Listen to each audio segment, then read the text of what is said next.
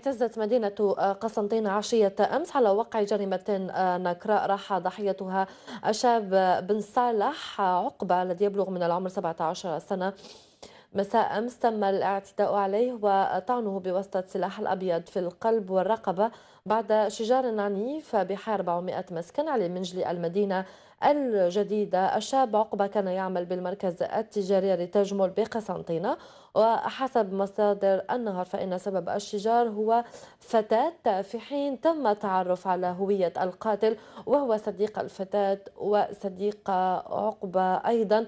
للإشارة حالة هلع كبيرة في المنطقة واستنفار أمني كبير وغضب كبير من طرف عائلة الضحية بن صالح عقبة.